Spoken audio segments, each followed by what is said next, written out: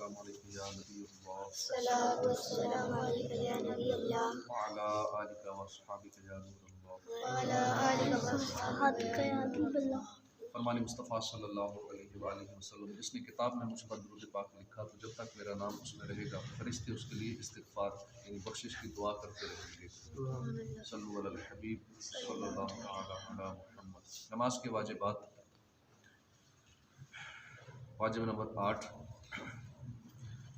फ़र्ज़ तर्क हो जाने से नमाज जाती रहती है, सईदा साहब से उसकी तलाफ़ी नहीं हो सकती, लिहाजा फिर नमाज पढ़े और सुनन मुस्तहब्बात मसलन ताउज़ है, औज़ बिल्लाह, तस्मिया है, बिस्मिल्लाह, फ़ना, आमीन, तकबीरात इंतकाल यानी एक रुकन से दूसरे रुकन में जब मुंतकिल होने के लिए अल्लाह अकबर कहते हैं, इसको तकबीरात इंतकाल कहा जाता है।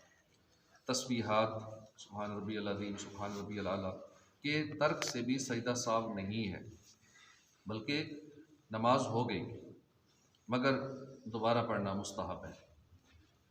भूले से तर्क किया हो या जानबूझकर किया हो, नमाज हो गई। एक रकत में, वाजिब नंबर 9 है, एक रकत में 3 सजदे किए या 2 रुकू किए या कादा उला भूल गया तो सजदा साहब करे। गलती से एक रकात में 2 की जगह 3 सजदे कर लिए तो सजदा साहब करिए, या 2 रकू कर ली गलती से। सजदा साहब उस वक्त वाजिब है कि वक्त में गुंजाइश हो, और अगर वक्त ख़त्म हो रहा है, मसला नमाज फ़जर में गलती हो गई, साहब होगा, पहला सलाम फेरा और सजदा साहब भी ना किया कि आफ्ताब तुलू हो आया, तो सजदा साहब माफ़ हो गया। टाइम ख़त्म हो रहा है नमाज का और सलाम फेरते ही वक्त ख़त्म हो गया, तो अब सजदा साहब ना करे क्योंकि टाइम ख़त्म हो रहा है, वो माफ़ हो गया।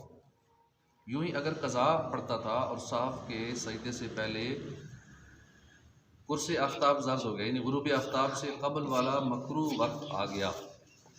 गुरूब आफ्ताब से पहले वाला वक्त मकरू जो है वो है 20 मिनट, सूरज गुरूब होने से 20 मिनट पहले ये मकरू वक्त है, वो वाला मकरू वक्त शुरू हो गया तो सजदा साहब साकित हो गया, उस आखिरी 20 मिनट वाला टाइम शुरू हो गया, अब सजदा साहब ना करे, माफ़ हो गया। जुमा या ईद का वक्त जाता रहेगा जब भी यही हुक्म है। जो चीज़ माने बिना है, मसलन कलाम यानी बात वगैरह, बात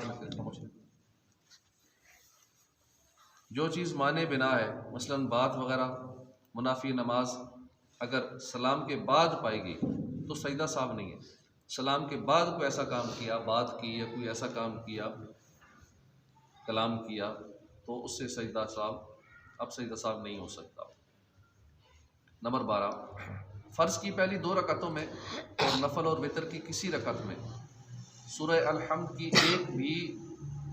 एक आयत भी रह गई, बल्कि एक हर्फ भी छूटा, या सूरत से पहले 2 बार अल-हम्द शरीफ पढ़ी, या सूरत मिलाना भूल गया, या सूरत को फातिहा से पहले पढ़ लिया, अल-हम्द शरीफ से पहले पढ़ लिया और अल-हम्द के बाद 1 या 2 छोटी आयतें पढ़कर रुकू में चला गया, फिर याद आया और लौटा और 3 आयतें पढ़कर रुकू किया, तो इन सब सूरतों में सजदा साहब वाजिब है।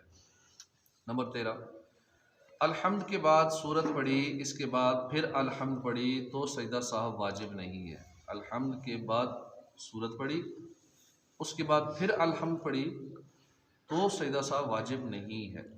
यूँ ही फ़र्ज़ की पिछली रकातों में अल-हम्द शरीफ की तकरार की, यानी बार बार एक से ज़्यादा बार अल-हम्द पढ़ी, इससे भी मुतलकन सजदा साहब वाजिब नहीं है।